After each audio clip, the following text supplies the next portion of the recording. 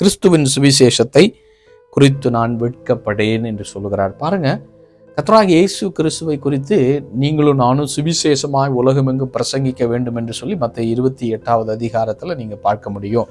ஆண்டவராகிய இயேசு கிறிஸ்து என்ன சொன்னாரு? நீங்க உலகமெங்கும் கடந்து சென்று நீங்க என்னுடைய சுவிசேஷத்தை நீங்க பிரசங்கிங்கள் என்று சொல்லியிருக்கிறார். ஒன்று. இரண்டாவது, கடைசி காலத்தில் ஆண்டவர் சொல்றாரு, ராஜ்யத்தின் சுவிசேஷம் உலகமெங்கும் பிரசங்கிக்கப்பட வேண்டும் என்று சொல்லி மத்தேயு 24:14 சொல்றாரு. அப்படி என்று சொன்னால் ஆண்டோடைய மிக முக்கியமான பாரம், ஆண்டோடைய இருதயத்தில் இருக்கிற மிகப்பெரிய பாரம் என்ன என்று சொன்னால், இந்த கடைசி காலத்தில் வாழ்ந்து கொண்டிருக்கிற கர்த்தருடைய பிள்ளைகளை நீங்களும் நானும் சுவிசேஷத்தை உலகமெங்கும் பிரசங்கிக்க வேண்டும் என்று சொல்லி கர்த்தர் விரும்புகிறார்.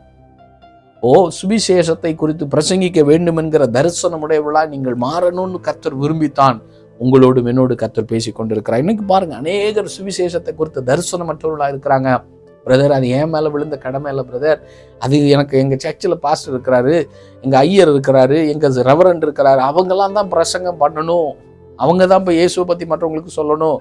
நான் அதுக்காக அழைக்கப்படலை, நான் இதுக்காக அழைக்கப்பட்டேன். நான் சம்பாதிச்சு ஒரு சின்ன காணிக்கை சபையில் ஒரு தசம பாகத்தை ஏதோ கொடுத்துனா நான் பர்ஃபெக்ட், நான் சாப்பாடு கொடுத்துட்டேன், சர்ச்சில் வர எல்லாருக்கும் நான் சாப்பாடு கொடுத்துட்டேன், இதுதான் என் வேலைன்னு ஒருவேளை அநேகர் நினச்சிட்டு சுவிசேஷத்தை மறந்தவளாய், சுவிசேஷம் சொல்வதற்கு மறந்தவளாய் இன்னைக்கு அநேகர் மாறிக்கொண்டிருக்கிறாங்க. கடைசி காலத்தில் வாழ்கிற கர்த்தருடைய பிள்ளைகளை ஊழியக்காரர்கள் மட்டுமல்ல, ஒவ்வொருத்தர் மேலே விழுந்த கடமை அது.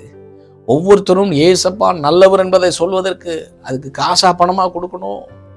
அதுக்கு ஒரு அன்பு இருந்தாலே போதுங்க. கிறிஸ்துவின் அன்பு உங்களுக்குள்ள நெருக்கி ஏவினால் போதும்.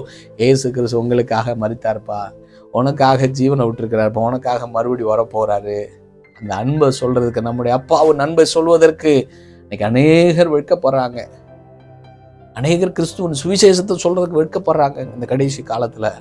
ஆனால் கர்த்தர் ஏங்குகிறார், என்னை பத்தி சொல்லுவாப்பா, என்னை பத்தி சொல்லுவியா, நான் நல்லவர், நான் உனக்காக ஜீவனை தந்திருக்கிறேனே, உன் பாவத்தை மன்னிக்கும்படிக்காக நான் சிலுவையில் மரித்தேன் என்கிற அந்த சத்தியத்தை சொல்வதற்கு ஏன் நம்ம வெட்கப்படணும்? வெட்கப்படக்கூடாதுங்க. ஆனால் ஊழியக்காரன் மட்டும்தான் பிரசங்கிக்கணும் அப்படின்னு சொன்னா உலகம், இந்திய தேசம் மாறாது, உலகம் மாறாது.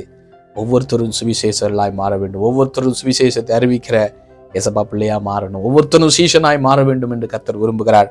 அதனால இதுவரையிலும் நீங்க வெட்கப்பட்டு இருக்கிறீங்க. நான் இன்னைக்கு ஆண்டவர் பேசுறாரு, வெட்கப்படாத, இயேசு சீக்கிரமாய் வரப்போகிறார்.